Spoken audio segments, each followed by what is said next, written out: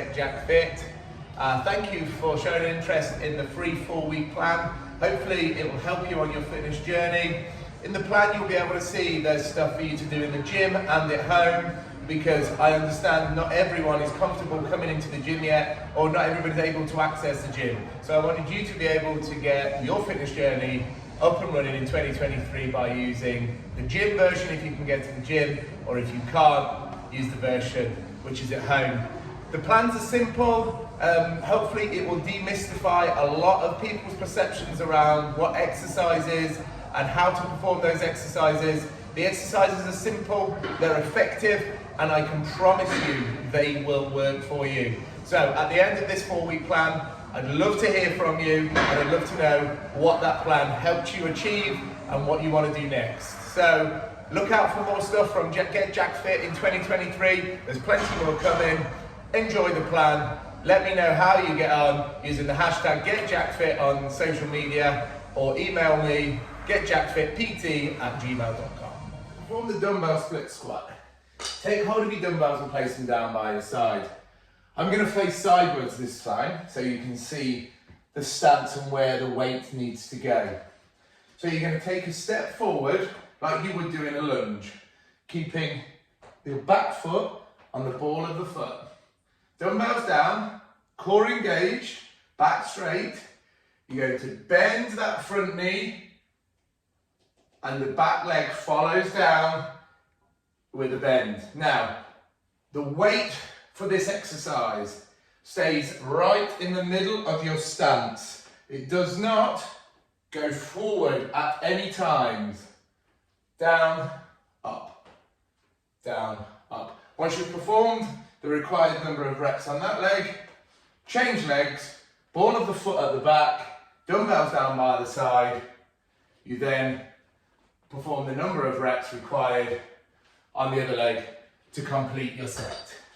To perform the squat pulses, we're going to take that stance into a squat where we were before. So, feet shoulder width apart, we squat down. Hands can stay in the front, they can stay down by your side. You can even put them in the air. It's wherever you feel comfortable.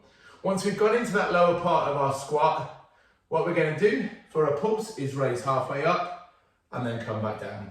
Halfway up, come back down. Each time you come halfway up and go back down, that counts as 1 rep. So from the side, you'll be able to see that I hinge backwards, I stay in that low part of the squat, I push the floor away with my feet, come halfway up and come back down, up and down, performing the squat pulse.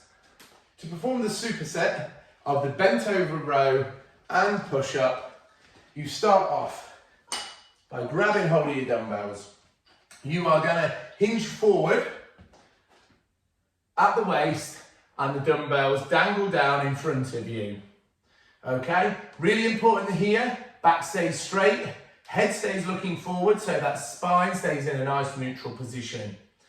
Once your dumbbells are down in front of you, this is all about the elbows. You're going to draw the elbows back and twist those palms in towards yourself right there.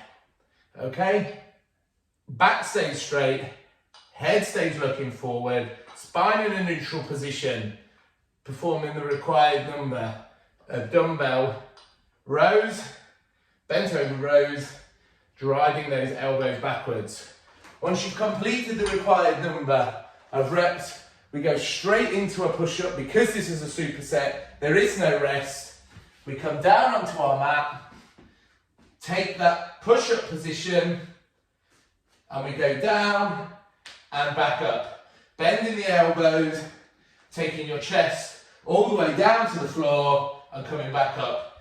Now remember, if you can't perform a full push-up, that's absolutely fine, no problem. We go onto our knees and we take our chest forward and come back.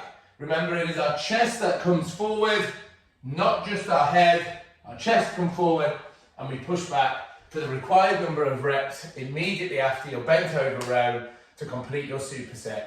Once you've completed both of those exercises, that's your superset complete and you can take your rest. To perform the kettlebell swing, We take hold of our kettlebell and we place it in between our legs. We're going to bend those knees and push the kettlebell backwards, and then lift kettlebell forwards at shoulder height by pushing those hips forward, keeping those arms straight, and driving the momentum of the kettlebell forward. From the sides, you can see that all I'm doing is going into that squat, driving those hips forward, giving the kettlebell the momentum to go forward. Now, if you don't have a kettlebell and you only have dumbbells, the movement can still be performed with a dumbbell.